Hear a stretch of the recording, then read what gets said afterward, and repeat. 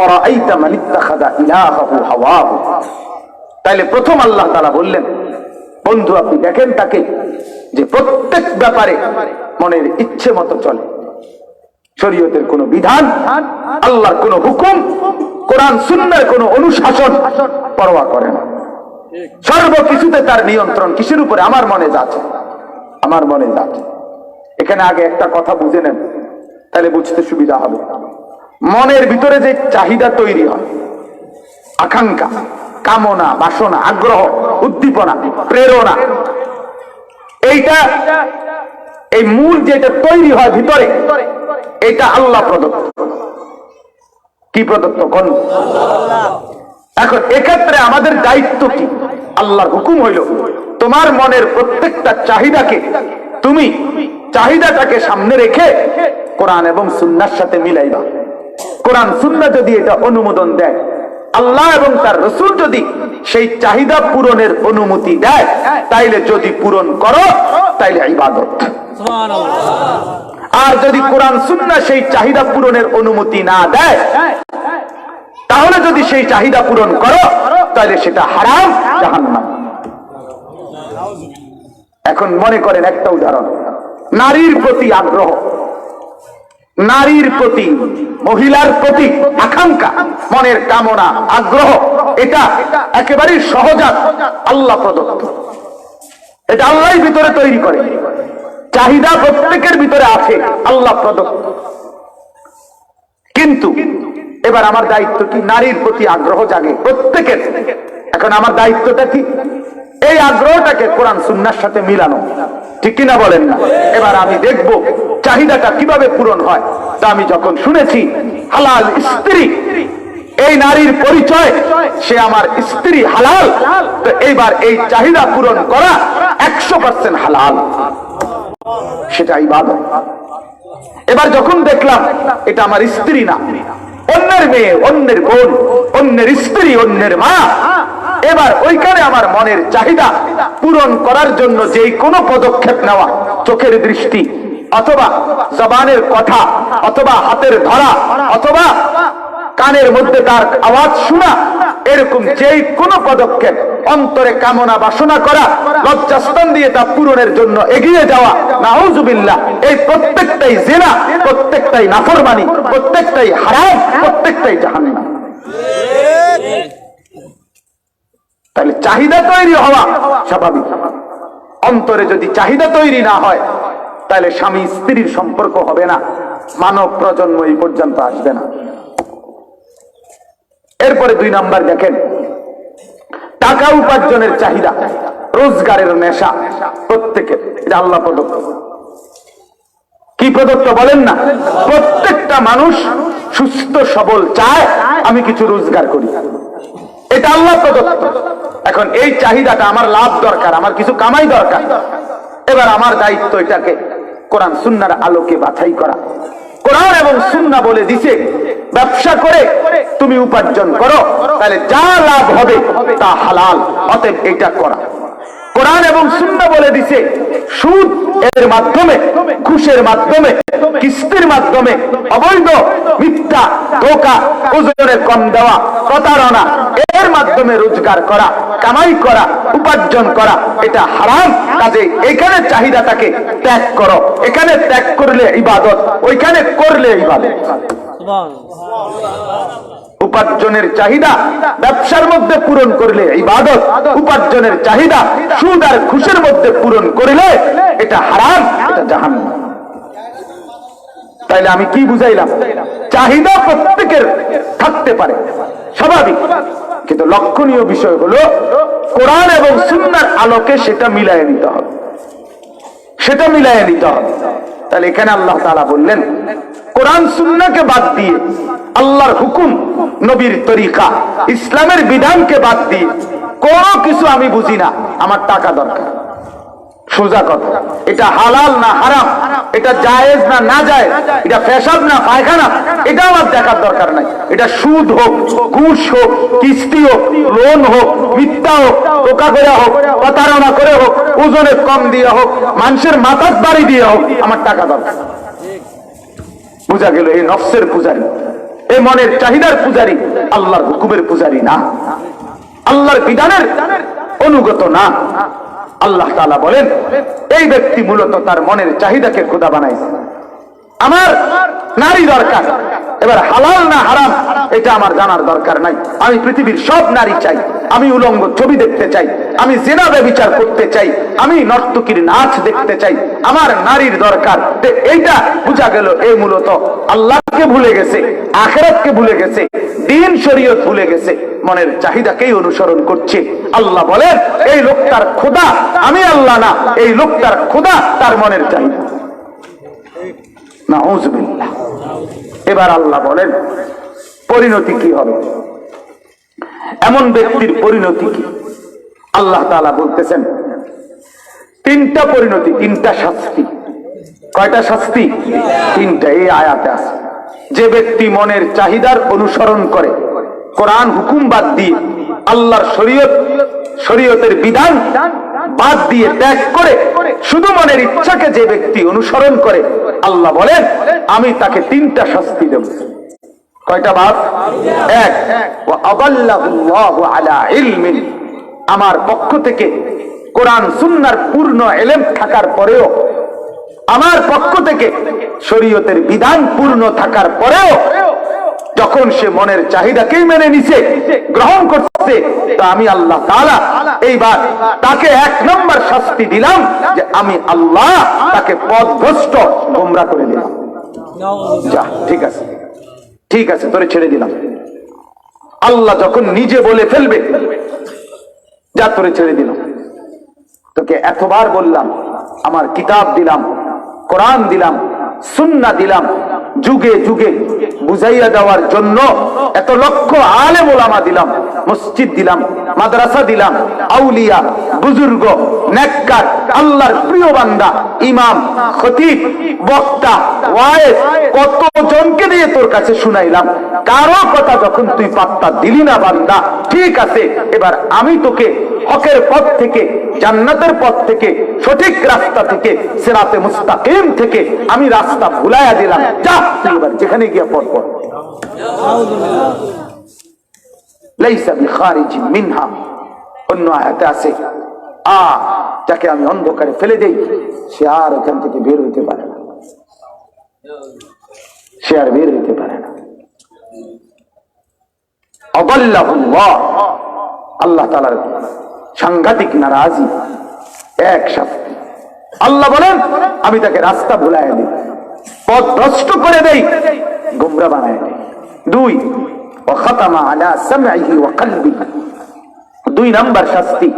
আল্লাহ বলে যে প্রত্যেক ব্যাপারে নিজের মনের চাহিদাকে অনুসরণ করে, খেয়াল খুশি মতো চলে, কোরআন সুন্নাহর বিধান মানে না, শরীয়তের হুকুম মানে না, আল্লাহ তাআলা বলেন আমি রব্বুল আলামিন দ্বিতীয় শাস্তি, ওয়া খাতামা আলা সামঈহি ওয়া কলবি, তার কান আর তার অন্তর এই দুইটার মধ্যে মোহর মেরে দিয়েছে, একদম সিলগালা করে দিলাম। এই কান আর কোনোদিন হকের কথা শুনবে না, এই দিল আর কোনোদিন হকের আওয়াজ, হকের উপলব্ধি করবে না, আল্লাহর কথা বুঝে আসবে না, আখিরাতের কথা বুঝে আসবে না, কোরআনের কথা আর বুঝে আসবে না। দিল বন্ধ এবং কান বন্ধ, সিলগালা করে দিলাম। তিন নম্বর শাস্তি, ওয়াজআলা আলা বাসারিহি গিশাওয়া, আল্লাহ তাআলা বলেন তিন নম্বর শাস্তি হলো আমি তার চোখের উপরে পর্দা ফেলে দিলাম, চোখে পর্দা ফেলে দিলাম।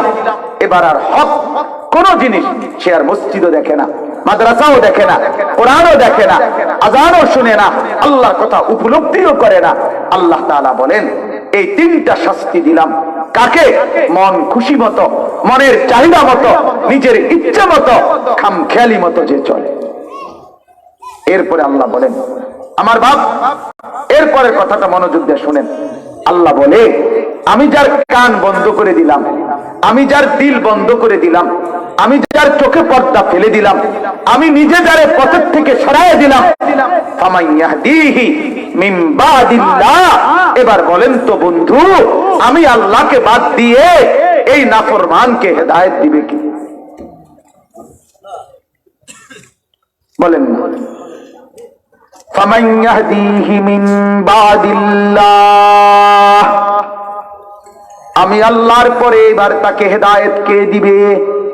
হেদায়েত তো দেওয়ার কথা ছিল আমি আল্লাহ, সেই আমি তো রাগ করে তাকে পথ থেকে ফেলে দিলাম, সেই আমি তো রাগ করে কান বন্ধ করে দিলাম, চোখে পর্দা ফেলে দিলাম, দিল আটকায়া দিলাম।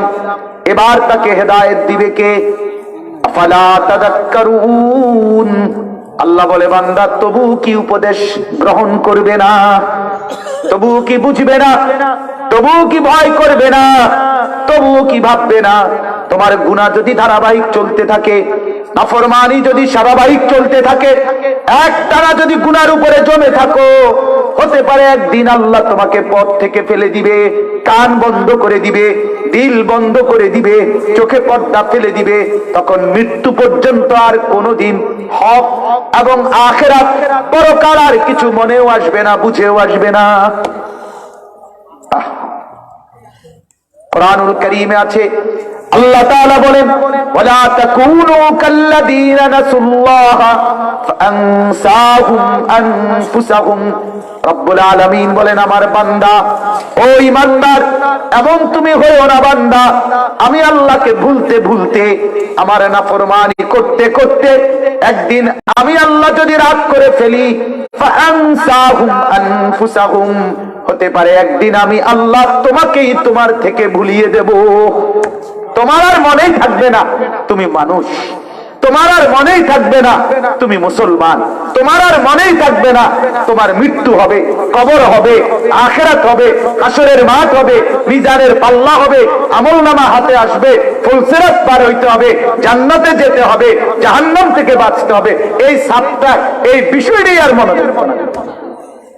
তখন জিন্দেগি হবে জন্তু আর জানোয়ারের মতো, কুকুর আর বিড়ালের মতো, হাইওয়ানের মতো, হাইওয়ানের মতো, হাইওয়ানের মতো। এই তিন জিনিস যার বন্ধ করে দেয় আল্লাহ, চোখ, কান, দিল আটকায়া দিলে আল্লাহ তাআলা, এবার সে হয়ে যায় জানোয়ার। লাহুম কুলুবুল লা ইয়াফকাহুনা বিহা ওয়া লাহুম আযানুন লা ইয়াসমাউনা বিহা ওয়া লাহুম আ'য়ুনুন লা ইউবসিরুনা বিহা উলাইকা কাল আনআম। এই যে কোরআনের আয়াত, আল্লাহ বলে যার চোখ আমি আল্লাহকে দেখে না, যার কান আমি আল্লাহর কথা শুনে না, যার দিল আমি আল্লাহর কথা বোঝে না, সে মানুষ না, মানুষ না, মানুষ না, কাল আনআম, জানোয়ার, জানোয়ার, জানোয়ার। যদি বলো জানোয়ার বললেন, কুত্তা বললেন, আল্লাহ বলবে না না, কুত্তা না, কুত্তা না, কুত্তা কোনে রাগ করছো না, সরি সরি, মাইন্ড করছো না, বালহুম আদাল, না না না না না, কুত্তা না, কুত্তা না, তুমি কুত্তার চাইতে নিকৃষ্ট। অন ভাল লাগেনি? অন কেরম লাগে? তুমি কুত্তা না, কুত্তা আল্লাহর নাফরমানি করে না, কারণ কুত্তার জন্য কোনো হালাল হারাম নাই। কথা বলেন না? তোমার জন্য আছে। তুমি কুকুরও না, শুকুরও না, তুমি তার চাইতে নিকৃষ্ট, তার চাইতে নিকৃষ্ট। বাপ ছেলেরা দয়া করো, বাবা দয়া করেন, সবাইকে বলি দয়া করেন, আমি আমাকেও বলি, আপনাকেও বলেন দয়া করো ভাই। আজ 10 বছর, 5 বছর, 1 বছর, 6 মাস কোন দিন তোমার ফজরের নামাজ পড়তে মন চায় না, ফজরের নামাজের সেজদা দাও না, দিনের পর দিন একই রকম, তুমি আর মানুষ হইছ না। এই ছেলে, তোমার আর মানুষ বলবে কেন? কিন্তু বহু আগেই জানোয়ার হয়ে গেছো। যার কপালে সেজদা নাই সে মানুষ না, বিশ্বাস করো ভাইয়া, সে মানুষ থাকে না, সে হাইওয়ান হয়, জন্তু হয়, জানোয়ার হয়। এজন্য আমার স্পষ্ট কথা, তোমরা যারা নামাজ পড়ো না, যাদের কপালে নামাজের সেজদা নাই, রাস্তার কুকুরের সাথে মিলায় দেখো, তোমার কেমন মনে হয়? কোন পার্থক্য লাগেনি। ওই জানোয়ার খায়, ঘুমায়, পেশাব পায়খানা করে, আর যৌবনের চাহিদা, শাহওয়াত পূরণ করে। কুকুর বিড়ালেরও তো বাচ্চা কাচ্চা হয়, ঠিক কিনা বলেন না? এই চার জিনিস, খাইলো, ঘুমাইলো, পেশাব পায়খানা করলো, আর যৌন চাহিদা পূরণ করলো। তাইলে তুমিও খাইলা, ঘুমাইলা, পেশাব পায়খানা করলা, আর শাহওয়াত, লজ্জাস্থানের শাহওয়াতের কারণে উলঙ্গ ছবি, নর্তকীর নাচ, জিনা, ব্যভিচার, অবৈধ প্রেম, গান, বাদ্য, নর্তকীর সিনেমা, এগুলো দেখে কাটাইলা। তো তোমার মাঝে আর ওই জানোয়ারের মাঝে পার্থক্য কোথায়? বলো না ভাই, দাঁড়াও, এখন দাঁড়াও, সাহস হলে বলো তুমি, আমি ছেড়ে দেবো মাইক। বলো, একটা ছেলে বলো, আজকে জিন্দি যারা ফজর, জোহর, আসর, মাগরিব, ইশা এক ওয়াক্ত নামাজ পড়ো নাই যারা এখানে, তারা বলো তোমার সাথে রাস্তার কুত্তার লগে তফাৎ কি? বলো না বাপ, কেমনে বললে বুঝবা ভাইয়া? কতবার বললে বুঝতা? আমার বাপ বলো, আপনাদের অভিভাবক যারা আছেন, মুরব্বী, আপনাদেরকেও বলি, আপনাদের যাদের ঘরে ছেলে ঘুমায় অথচ নামাজ পড়ে না, মেয়ে ঘুমায় অথচ নামাজ পড়ে না, স্ত্রী ঘুমায় অথচ নামাজ পড়ে না, আপনি কিন্তু মানুষ পালতেছেন না, জানোয়ার পালতেছেন। আপনার খাটে জানোয়ার ঘুমায়, আপনার ঘরে জানোয়ার ঘুমায়, মানুষ ঘুমায় না, মানুষ ঘুমায়। সংসার করছেন না আপনি, সারা জীবন সংসার করছেন, আপনি খাটে না বানাইছেন, সংসার কই করছেন? সোফা বানাইছেন আপনি, খাট, পালং, সোফা, ফার্নিচার, ইট, বালু, সিমেন্ট, চায়ের কাপ, নুনের বাড়ি, 12 খান কাছের ফেলে, ফাঙ্গাস, তেলাপিয়া, পাতাকপি, ফুলকপি, ধন্যতা, কাঁচামরিচ, টমাটো, বন, বিড়ি, বুট, মুড়ি, এগুলা জিন্দিগি না? এটিকে কয় সংসার? সংসার স্ত্রীকে বলে, সংসার ছেলেকে বলে, সংসার মেয়েকে বলে। আপনার স্ত্রী তো বেহায়া, আপনার মেয়ে বেহায়া, আপনার ছেলে বেনামাজি, আপনার ছেলে সারা রাত উলঙ্গ ছবি দেখে, আপনার মেয়ে সারা রাত পরের ছেলের সাথে অবৈধ প্রেমের আলাপ করে। আপনার ঘরে তো জানোয়ার ঘুমা, কুকুর, বিড়াল ঘুমা। ভাবেন তো বাপ, ভাবেন, নাইলে আপনি প্রতিবাদ করেন। হায় হায়, বয়স্ক মানুষ আজকে 60 বছর বয়সে জিন্দিগির হিসাব শোনায় মানুষের, জিন্দিগির 60 বছরের মেহনত করে কি করছে মানুষের হুনায় গপ মারে। 3 ছেলে বিদেশ পাঠাইছি, 4টা মাইয়া বিয়া দিছি, বাইক বিল্ডিং করছি, ক্যান্টনমেন্ট জায়গা লইছি, হ্যাঁ ব্যাংকে টাকা জমাইছি, আর কি মরে যেতাম নি? বাহ, সংসারের কাজ করছে, বিরাট কিছু করছে। উনি আসছিল পৃথিবীতে এই জন্য, কোলাগা বিয়া বিদেশ পাঠাইতো আর মাইয়াগা বিয়া দিত, এ কাম শেষ। এখন কি করেন চাচা? এখন শরীরে যতক্ষণ কুলায় বিড়ি খাই, বন খাই, সাদোয়ানে গপ মারি, আর কি? হ্যাঁ, পরের বদনাম, পরের গীবত, 14 গোষ্ঠীর যত সমালোচনা সব। চা দোকানে বসে গোটা পৃথিবী বালানা, গ্রামের বেডাইট বালানা, বেডিট বালানা, মেম্বর বালানা, চেয়ারম্যান বালানা, ওইতে বালানা, হেতে বালানা, কেউ বালানা। শেষ পৃথিবীর ভালো লোকটাই এবড়ায় যেবড়া কইতে আসছে, শেষ শেষ ভালো লোক উনি। আস্তাগফিরুল্লাহ, আস্তাগফিরুল্লাহ, আস্তাগফিরুল্লাহ। আপনি ছাড়া আর ভালো লোক নাই তাহলে পৃথিবী। ভালো লোক আছে বলেই পৃথিবীকে এখনো সূর্য ওঠে। কি বলে? চাঁদ উঠে, সূর্য উঠে, আসমান আছে, জমিন আছে, বাতাস বয়, রোদ উঠে, আলো উঠে, অন্ধকার আসে। সেজদা ওয়ালাদের জন্য, তাহাজ্জুদ ওয়ালাদের জন্য, হেফজখানার বাচ্চাদের জন্য, মাদ্রাসার নুরানির বাচ্চাদের জন্য, 5 ওয়াক্ত নামাজের সেজদা ওয়ালাদের জন্য, আউয়াবিন ইশরাক পরে যারা, মাওলার জিকির করে যারা, আল্লাহর কসম তাদের কারণে সূর্য চন্দ্র ওঠে। কোন সুদখোর, ঘুষখোর, সিটার, বাটপার, চুয়ারি, অবৈধ উপার্জনকারী, হারামখোর, বেহায়া, বেপর্দা, জেনাকারের জন্য সূর্য ওঠে না। এদের বরকতে ওই নাফরমানরা খায়, এদের বরকত। হাদিসের মধ্যে আছে, স্পষ্ট হাদিস, 2 ব্যক্তি রাসূলুল্লাহ সাল্লাল্লাহু আলাইহি ওয়াসাল্লামের জামানায়, 2 ভাই।